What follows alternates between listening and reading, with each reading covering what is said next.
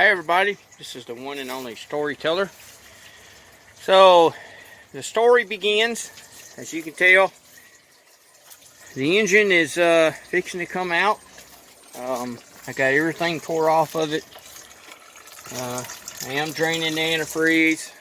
I'm going to start removing the air cleaner, distributor, radiator first, reservoir second.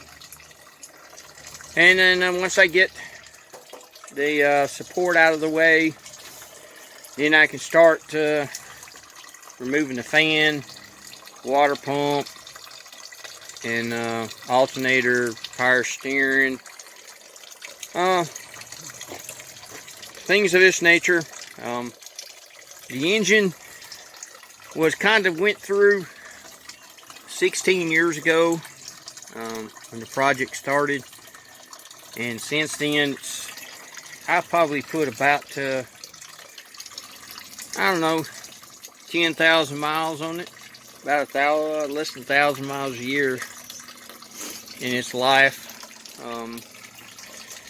It's just got a dead miss in it. I really don't know what else to say about it. You pull the spark plug wire off here with it running, and it doesn't seem to make a difference whatsoever, no matter which one you pull off. I've taken all the spark plugs out and checked them. They look clean, burn off clean. It does smoke. My dad blew the original engine up, hauling more sugar cane than he should have been for a half-ton pickup, but it came loose. And this is out of a 79 Bronco, and same year model. Of course, it really doesn't matter about the numbers matching on a truck unless it's a specified truck. You know, here's a truck with a 460, 428, 429 heavy duty. You know, if it was a SS 454 Chevrolet truck, yeah, the numbers matching would be significant to the truck and the resale value of the truck. But since this is just an old 79 Ford, doesn't really matter. As long as it pushes it down the road, that's what makes the difference. I do have a rag over the top of that. Cats been all over the dash. Gotta love cats that don't belong to you. Here's the dash. I did paint it. And what I plan on doing is when the engine's out, I'm going to paint this here all black down through here.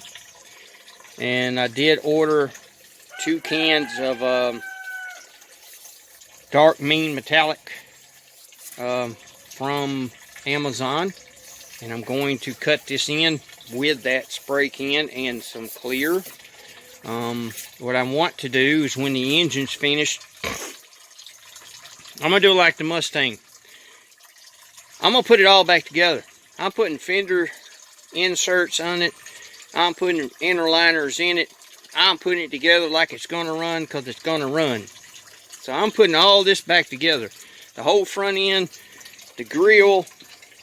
I'm going to hang the fenders on it. And the only thing I won't do is put the hood on it until I hear it run. But that's the main reason why I want to buy the spray paint in the can, is I want to be able to go ahead and cut this in, and go ahead and cut the edge of the hood in, along with cutting in the edge of the fenders down here. That way I don't really have to worry about that part. Brother's coming over tomorrow to help me put the doors on. Which the doors are right here, as you can tell.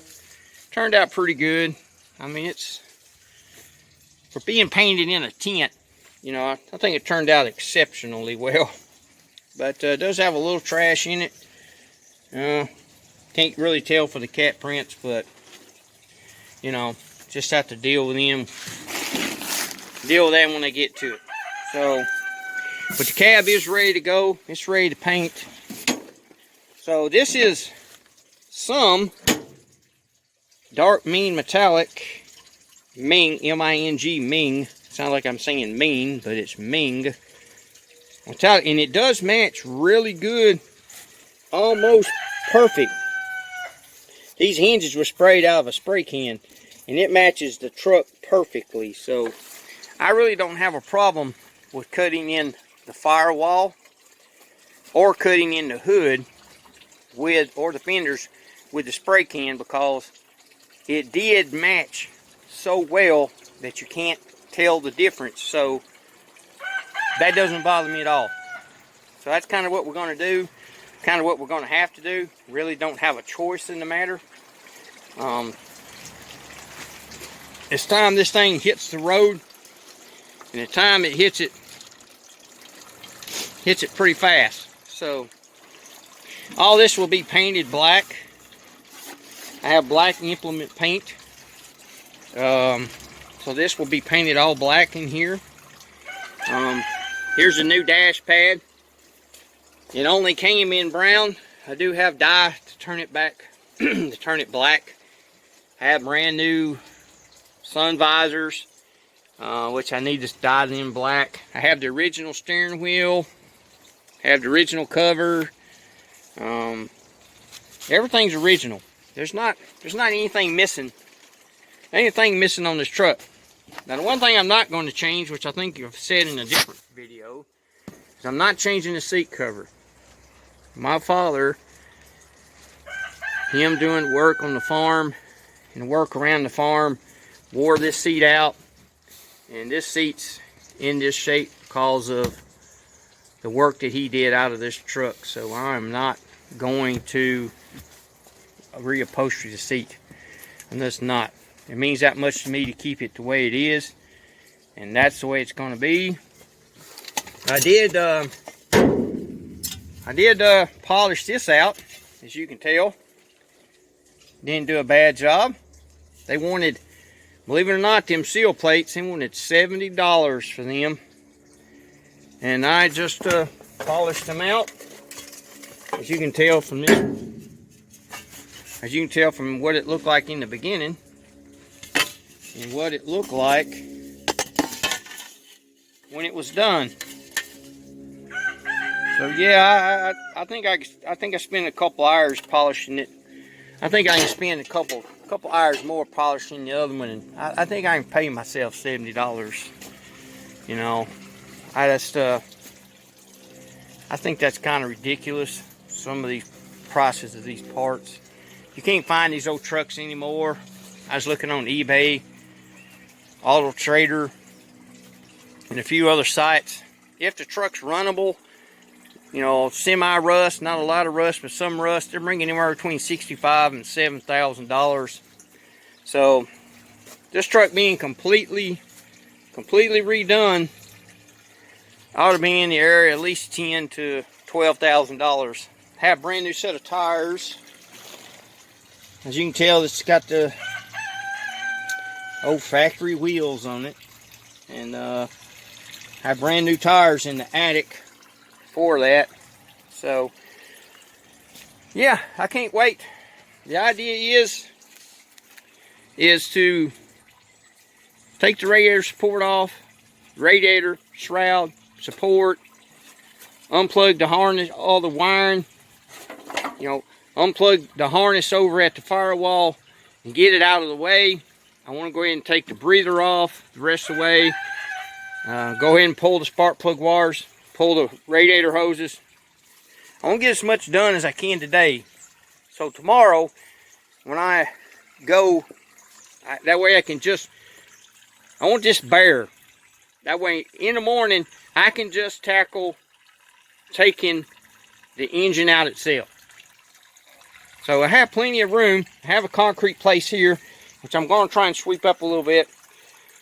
And I have a plywood, 3/4 inch marine plywood, which will go between the tires. So that'll be right in here with a cherry picker on it. And it won't be near as dangerous as a Mustang. So that's one good thing. I don't have to worry about getting crushed, I don't think. So that'll come out. I'll take it out tomorrow, probably break it down, at least take the heads off. I think it has a lobe on the cam that's gone bad, and that's what's causing the miss, or the intake gasket has gone bad, causing the miss. That's what I believe. I don't know that for sure, and I won't know that for sure until I get it tore down. So that's the idea. That's what we're going to work toward. That's what we're going to try and do. And appreciate you stopping by. Appreciate you staying this long. And hit that subscribe button, ring that bell. Tell your friends that you don't hear somebody country with an education, then tell them to come on over to the channel and see what they think. Maybe they'll like it and stay. So appreciate you coming by. Leave a comment. If you leave a negative comment, leave a positive insert last. That way you don't leave anybody else in a negative way. Appreciate you stopping by. Hope you have a great day. See you.